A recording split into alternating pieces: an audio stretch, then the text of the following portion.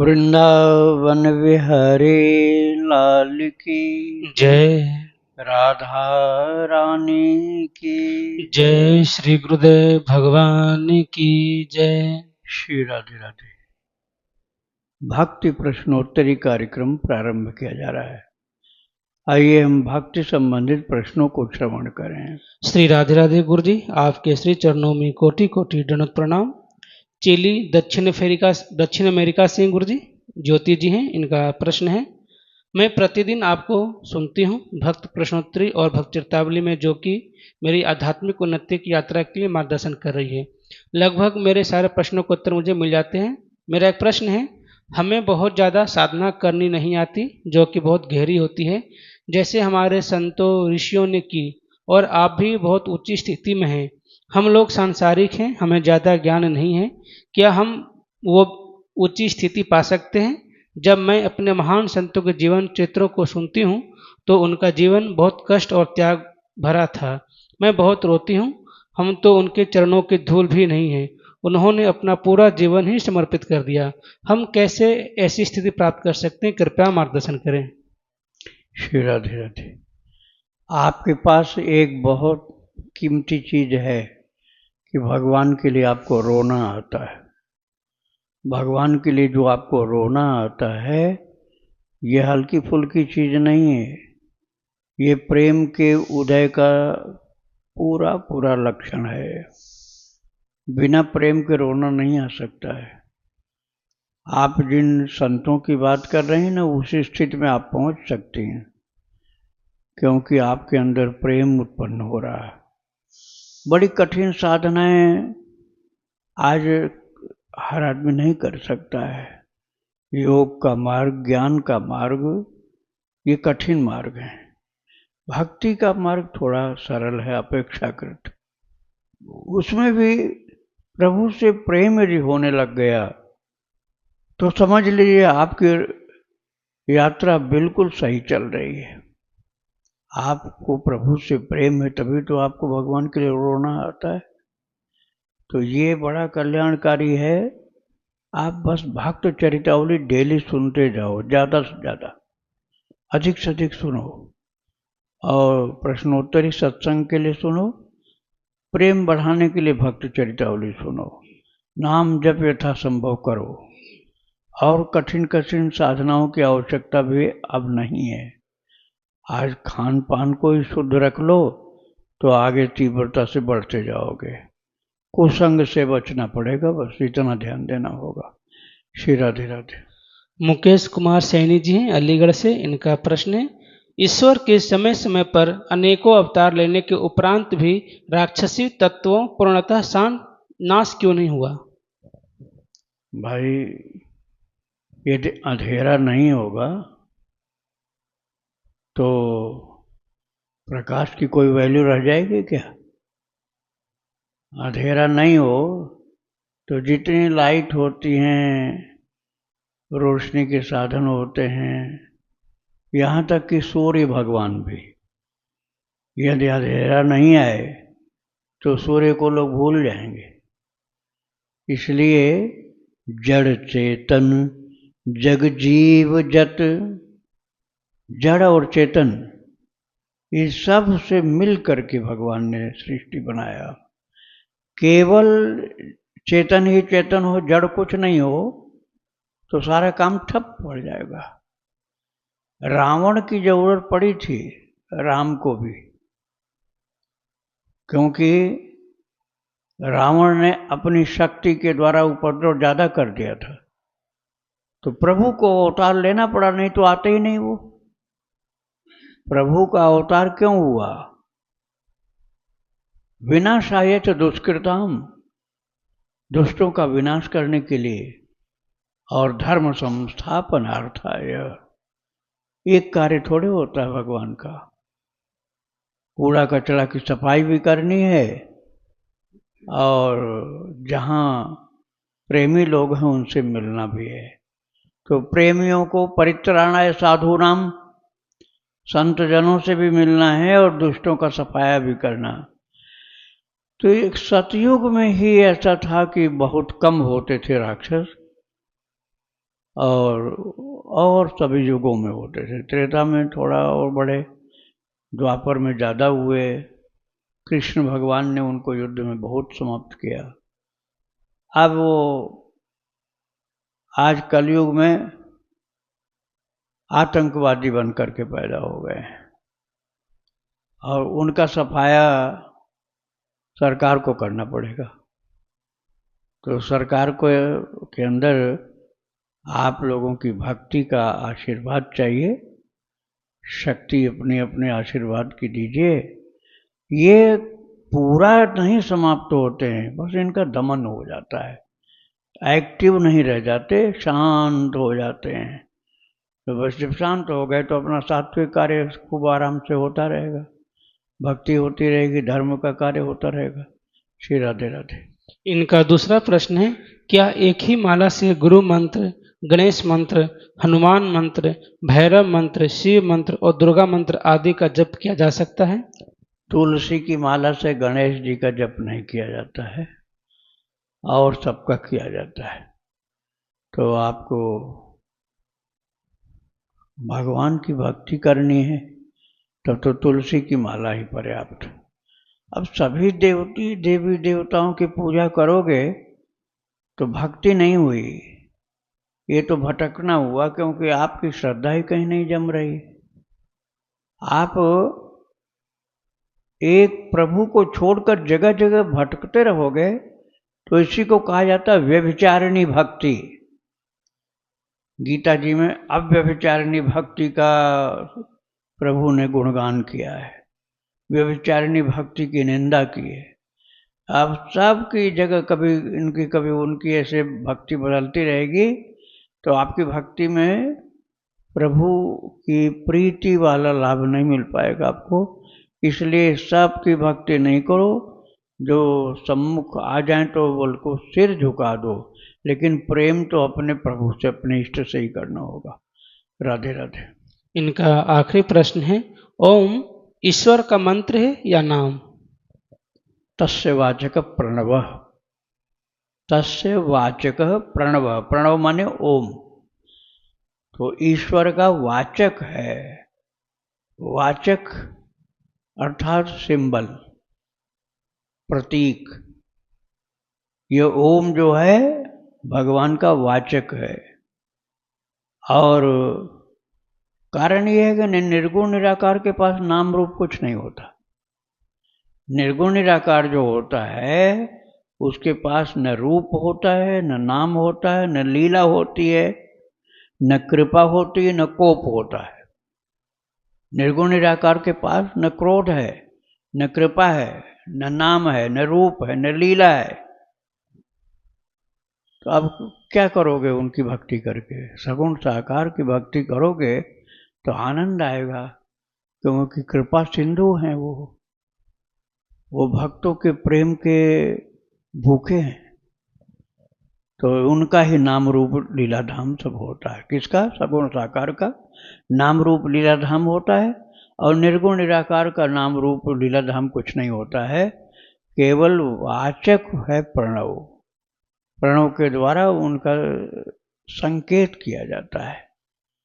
अब वही परमात्मा जिनको हम भक्ति करते हैं, निर्गुण सगुण साकार, जैसे राम जी हैं, कृष्ण भगवान, ये निर्गुण निराकार भी हैं, लेकिन सो केवल भगतन हित लागे, परम कृपालो प्रणत अनुरागी। निर्गुण निराकार थे अवतार के पहले, अब भक्तों के हित के लिए उन्होंने सगुण साकार रूप धारण कर लिया। जैसे जल हिम उपल बिलग नहीं, जैसे पानी है, 2-4 बाल्टी किसी के ऊपर फेंक दो, तर हो जाएगा, मरेगा नहीं, न टूटेगा टाटेगा। 2-4 बाल्टी कितना हुआ? 40-50 किलो तो हो गया। और 10 किलो का एक बर्फ की सिल्ली गिरा दो, तुरंत मर जाएगा आदमी। बर्फ पानी दोनों में, पानी पानी है। अब जब साकार हो गया ना, बर्फ की सिल्ली साकार हो गई, उसमें इतना पावर आ गया कि 40-50 किलो की तो बात छोड़ो, 5-10 किलो का एक टुकड़ा गिर जाए तो खोपड़ी फट जाए, खत्म हो जाए आदमी। तो जब स्वरूप धारण करते हैं प्रभु, तब उनके अंदर आकर्षण विशेष हो जाता है। कृपा भी करते हैं, कोप भी करते हैं, रक्षा भी करते हैं, विनाश भी करते हैं। सारी क्वालिटीज उनके अंदर पैदा हो जाती जब वो सगुण साकार हो जाते हैं। तो ये प्रभु भक्तों के लिए ऐसा रूप धारण कर लेते हैं। श्री राधे राधे। सुनीता तिवारी जी हैं गुड़गांव से। इनका प्रश्न है, गुरुजी मैं तुलसी जी की माला से जप करती हूँ 11 माला, किंतु मुझे यह जिज्ञासा थी कि मैं तुलसी जी की माला को किसी जप माली में नहीं रखती हूँ, बल्कि एक लाल रंग के रुमाल में ही रखकर जप करती हूँ, जिसमें वह सामने ही रहते हैं, क्योंकि जप माली में रखने से मुझे आशंका रहती है कि कोई मन का छूट न जाए। इस कारण मैं आंखें बंद नहीं कर पाती हूँ। श्री राधा रानी की कृपा से अभी 3-4 महीने हुए हैं गुरुजी मैं राधा बल्लभ श्री हरिवंश का जाप करती हूँ। मैं श्री राधा बल्लभ संप्रदाय से दीक्षा लिया है। ठीक है, ठीक है। आप जिस संप्रदाय में दीक्षा ले रहे हैं उसी के अनुसार चल रहे हैं, ये उचित है। अपने अपने संप्रदाय के नियम के अनुसार ही साधक को चलना पड़ता है, तो बिल्कुल ठीक है आपका। अब आपने माला झोली में नहीं रखा है तो कोई कपड़े में रखा, वो भी ठीक है। जमीन पर नहीं रखना चाहिए, झोली में रखो, चाहे कुछ किसी कपड़े में रखो। जप करते समय भी कुछ कपड़ा ऐसा बिछा लेना चाहिए गोद में कि वो माला जमीन पर न जाए, धूल मिट्टी न लगे, पवित्रता स्वच्छता के साथ करना चाहिए। आप करते रहिए जब, खूब भगवान का ध्यान भी करिए। जब आप ध्यान करेंगे तब आंख बंद करनी पड़ेगी, और जब करने में आंख नहीं बंद करो तब भी चलेगा। श्री राधे राधे। इनका दूसरा प्रश्न है, गुरुजी एक छोटी सी जिज्ञासा है, वैसे तो मैं दृष्टता कर रही हूँ, कृपा करें कि जब श्री विष्णु भगवान ने वराह रूप का अवतार लिया था, जो कि हमारे सामने साक्षात हैं एक सुअर रूप में, वह इस तरह की गंदगी खाता है, तो हमें लगता है कि भगवान ने उनके लिए इस तरह का खाद्य पदार्थ और लीला क्यों रची? थोड़ा सा कृपया समाधान करें। अभी आपने केवल वही नाली वाला ही सुअर देखा है ना, वन का सुअर आपने देखा नहीं। जो वन में होते हैं वो टट्टी नहीं खाते वो सुअर, वो तो शेर का भी शिकार करते हैं, हिरन का, जीव जंतुओं का, और घेर लें कई सुअर तो शेर को भी गिरा देते हैं। तो इसका मतलब वो विष्ठा भोजी नहीं होते हैं। नाली वाला सुअर विष्ठा भोजी होता है, वन वाला विष्ठा भोजी नहीं होता है। तो 2 सुअर तो मैंने अभी बता दिए, और वो तो परमात्मा थे। परमात्मा ने तो शूकर का रूप धारण किया था। वो शूकर हमेशा थोड़े रहते हैं। उस समय हिरण्याक्ष का विनाश करने के लिए जो पृथ्वी को ही चुरा रहा था, जैसे समझ लो किसी की धरती कब्जा करे, कोई किसी की प्लाट पर कब्जा करे, पृथ्वी पर कब्जा करे, और माने नहीं किसी हाल में, तो सरकार उसको मार देगी। ये तो भाई बहुत बड़ा माफिया हो गया। माफिया बोलते हैं ना उसको, कि बिना लिखा पढ़ी के जहाँ चाहे वहीं जमीन पर कब्जा कर लेता है। तो उनको मुख्यमंत्री जी के द्वारा विनाश किया जाता है उनका। तो ऐसे ही भगवान रूप धारण किए थे कि सारी धरती का, पूरी पृथ्वी का हिरण्याक्ष पूरा का पूरा चुरा लिया, और सब देवी देवताओं को और पंडितों को, साधुओं को, सबको कहा मार देंगे सबको जो पृथ्वी को अपनी बताएगा। तो ठाकुर जी को पुकारा सबने, तो ठाकुर जी आए, भगवान आए। तो भगवान को अब पानी में घुसना था, ऐसी जगह वो प्रलयकालीन जल में डुबाया था। तो अब उसमें जाने के लिए बहुत सी जगह ऐसी पार करनी थी जो बहुत बढ़िया पानी नहीं था, उन सब में भी जाना था उनको, और तब उससे लड़ाई करनी थी, उस राक्षस से जो महागंदगी का ढेर था। इसलिए प्रभु ने वो रूप धारण किया था, क्योंकि उस समय ऐसी आवश्यकता थी। तो वो नाली वाले सूकर थोड़े थे, वो तो ठाकुर जी ने वो रूप धारण किया था। तो उन्होंने उसको सींग से उठा के फाड़ दिया, और पृथ्वी को दोनों दांत के ऊपर पृथ्वी को धारण करके जल के ऊपर ले आए और स्थापित कर दिया। आज भी जल में ही पृथ्वी है, जहां समुद्र चारों तरफ घेर रखा है वहीं पृथ्वी। अब आप पानी में थोड़ा सी मिट्टी का डला डालो, घुल जाएगा। एक लोटा पानी हो और उसमें इतना बड़ा मिट्टी का डला डाल दो, अगले दिन आपको वो शरबत जैसा मिलेगा, मिट्टी का शरबत बन जाएगा। लेकिन धारयाम में हम ओजसा, भगवान ने 15वें अध्याय में कहा है मैं पृथ्वी को अपने ओज से धारण करता हूं, नहीं तो ये घुल जाए। पानी में घुल जाए मिट्टी, घुलती नहीं है, क्योंकि ठाकुर जी ने स्थापित किया है, भगवान ने स्थापित किया है। नीचे से ला करके पृथ्वी को हिरण्याक्ष का वध किया। अब भगवान ही उनकी स्थापना किए हैं तो सुरक्षा भी प्रदान करते हैं। तो ये लीला है सगुण साकार प्रभु की। सोई जस गाय भगत भव तरही, कृपा सिंधु जनहित तनु धरही। भगवान के यश को गा करके भक्त लोग तर जाते हैं, जन्म मरण के चक्कर से मुक्त होकर प्रभु के धाम में पहुंच जाते हैं। इसलिए लीला करते हैं प्रभु भक्तों के हित के लिए। श्री राधे राधे।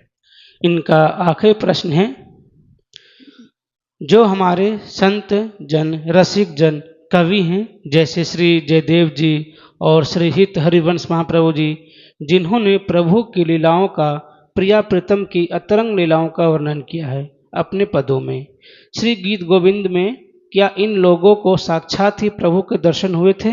इन्होंने लीलाओं का दर्शन करने के बाद ही यह वर्णन किया है या फिर यह उनकी कल्पना मात्र है? और यदि ऐसा है तो मुझे लगता है यह प्रिया प्रीतम की अतरंग लीलाओं का वर्णन करना कितना सही था। और गुरुजी, जैसा आपके ही सत्संग में एक बार सुना था और भी सुना है कि दुर्गा माता के शरीर का वर्णन करने पर महाकवि श्री कालिदास जैसी देवी मैया रुष्ट हो गई थी, फिर क्या राधा कृष्ण रुष्ट नहीं हुए थे? आप ही हमारे आदरणीय हैं और आपके अलावा इन समस्याओं का समाधान कोई नहीं कर सकता। आप बहुत बड़े ज्ञाता हैं, आपके अंदर भगवान की भक्ति और करुणा बहुत है, कृपया मार्गदर्शन करें। बात ये थी कि कालिदास जी महाराज ने पार्वती माता का वो चरित्र लिखा जो नहीं लिखना चाहिए। अब जैसे कोई बेटा है तो क्या अपने माता पिता के विवाह के बाद के मिलन का वर्णन करेगा? और करेगा तो ना समझिए, अज्ञता है और दोष है, पाप है। माता पिता के मिलन से ही बच्चा पैदा हुआ, ये बात तो सत्य है। लेकिन अब माता पिता के उस मिलन का वर्णन बच्चा करे तो दोष लग जाएगा उसको। कालिदास जी के द्वारा यही गलती हुई थी, इसलिए उनको पाप लग गया था।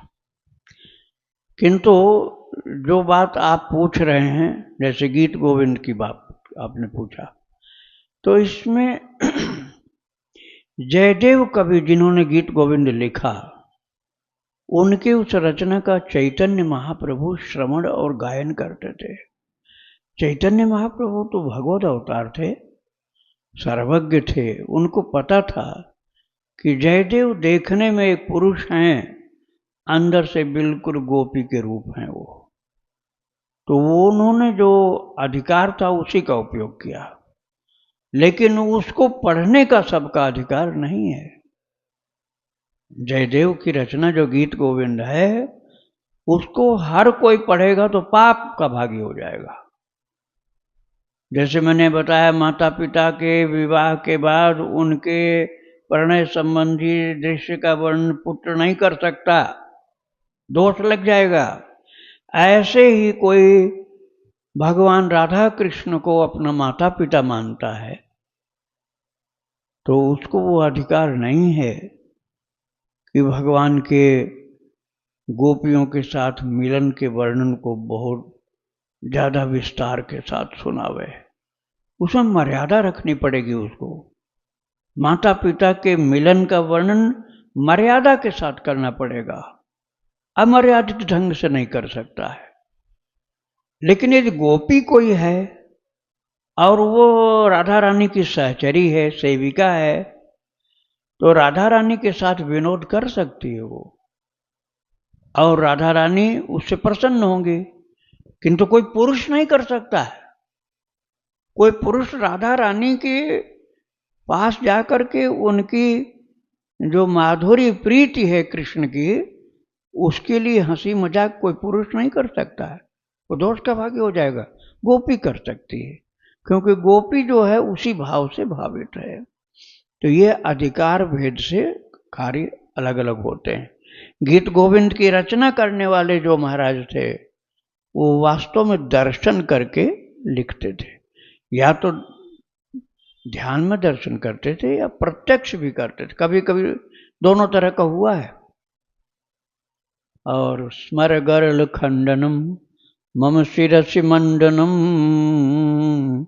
देहि पद पल्लव मुदारम, ये उनका संस्कृत का कविता है जयदेव जी का।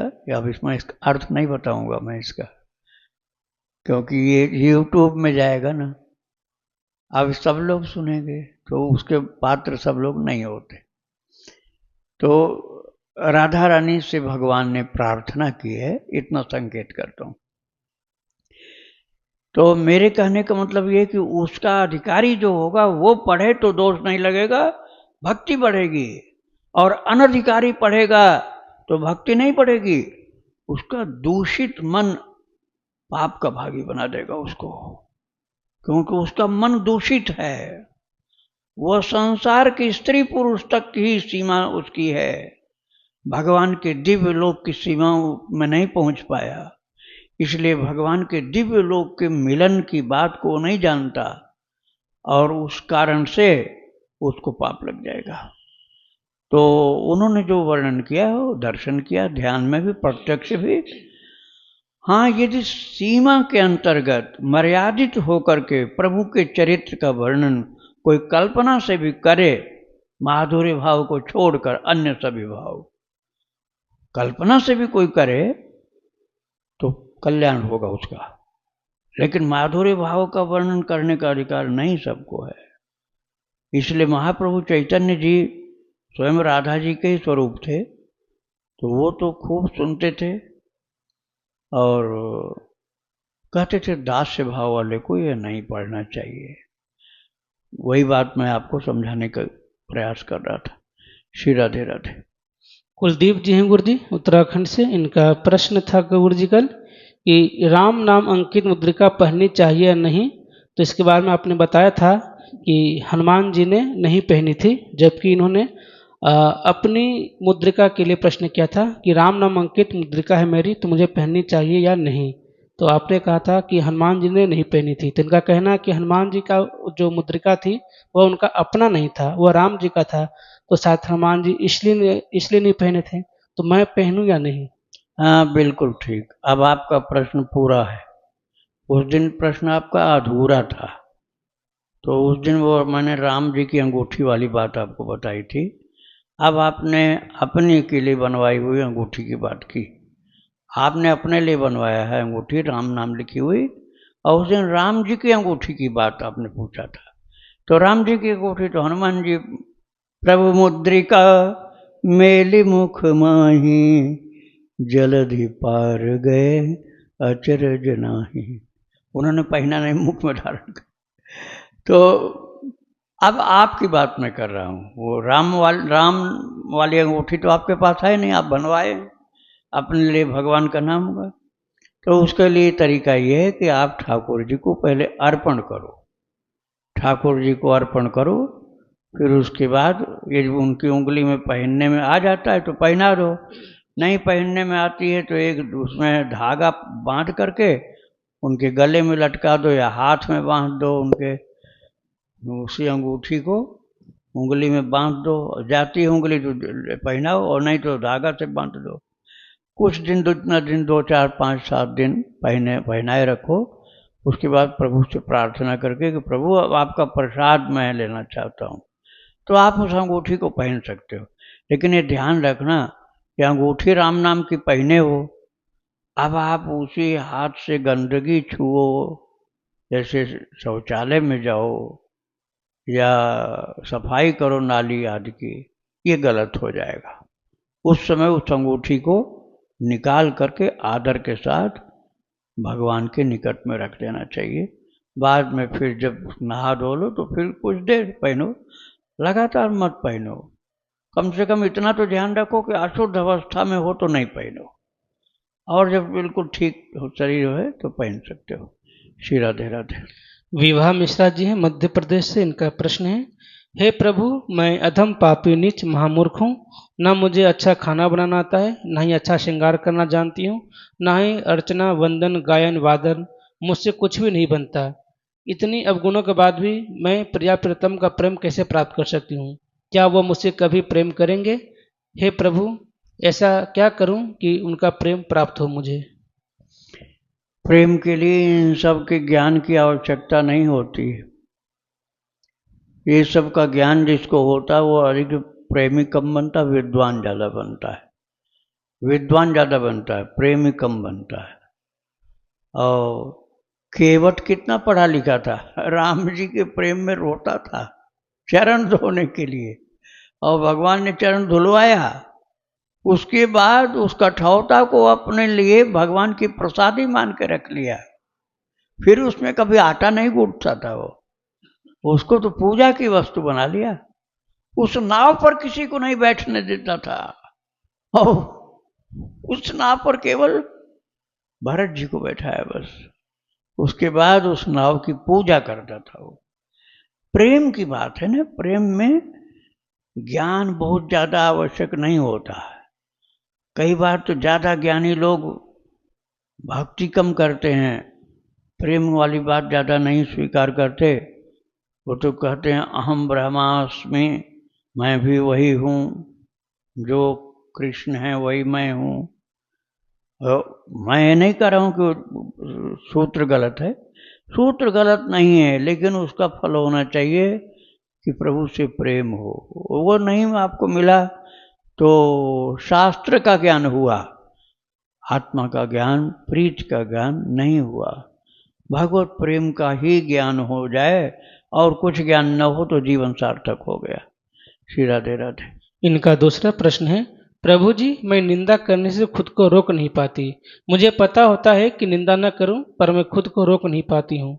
तो प्रभु जी, वो बल कैसे प्राप्त हो, कैसे प्राप्त करूं कि खुद को रोक सकूं निंदा करने से? निंदा बहुत खराब चीज़ होती है। निंदा करना तो ज़्यादा ही खराब है, सुनना भी नहीं चाहिए। यदि कोई दूसरा निंदा कर रहा है, किसी की चुगली बुराई निंदा सुना रहा है, तो उसको मत सुनो, हाथ जोड़ लो। और नहीं मानता है तो कह दो भैया हमें दूसरा काम है, हम जा रहे हैं, उठ के चल दो। और जब श्रोता ही नहीं होगा तो वक्ता कहाँ तक बोलेगा? वो चल दिया जहाँ, तहाँ वो अपने आप चुप्पी साध लेगा वो।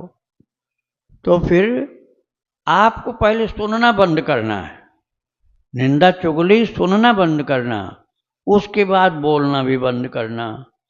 और मन में अपने संतोष ये रखो कि जैसा जिसको भगवान ने बनाया वैसा है, हमें उसके नाप तोल करने की क्या जरूरत है, कितना कोई अच्छा है कितना खराब है। हम कोई ब्रह्मा के भाई तो है नहीं कि ब्रह्मा ने बनाया तो हम पता करें कि कहाँ कहाँ गड़बड़ी की है वो। अरे ठाकुर जी की रचना है, उन्होंने ब्रह्मा जी के माध्यम से करवाया है। अब वही जाने किसको कैसा बनाया। हमको दोष दर्शन नहीं करना, हमको गुण दर्शन करना है। गुण दर्शन करेंगे तो संत हो जाएंगे, भक्त हो जाएंगे, और दोष दर्शन करेंगे तो राक्षसी स्वभाव के हो जाएंगे। श्री राधे राधे। इनका अगला प्रश्न है, प्रभु जी, मेरे पास श्री जी से स्पर्श की हुई 27 मिनकों की माला है। इसके जप के कोई भी नियम मुझ अधम को ज्ञात नहीं। दया करके बतलाइए कि माला को एक बार में कितने बार जपना है? किसके स्पर्श के हुए? ठाकुर जी का स्पर्श किया हुआ। अच्छा, तो ये बड़ा बढ़िया है, भगवान का प्रसाद हो गया, माला जो है प्रसादी हो गई। अब उसको आप 4 बार करेंगे, 27 मनके की है ना, उसको बोलते हैं सुमिरनी। उसको 4 बार आप करेंगे तब वो एक माला के बराबर होगा। बस इसमें सुविधा यही रहती है कि जमीन पर लटकती नहीं है, हाथ में ही आ जाती है। बड़ी माला जमीन तक लटकती है, उसको बार बार झोली में संभालना पड़ता है। और कोई अलग फायदा नहीं है, छोटी होने से संभालने में आसान है। तो आपको जब 10 माला करना है तो 40 माला करनी पड़ेगी। बड़ी वाली 10 माला करनी है, अब आप छोटी से कर रहे हो तो 40, 4 माला, 4 बार करोगे तो 1 माला हुई। तो 10 माला करनी है तो 40 माला करनी पड़ेगी। बस यही तरीका, और कोई बात नहीं। श्री राधे राधे। वृंदावन विहारी लाल की जय। राधा रानी की जय श्री गुरुदेव भगवान की जय। श्री राधे राधे।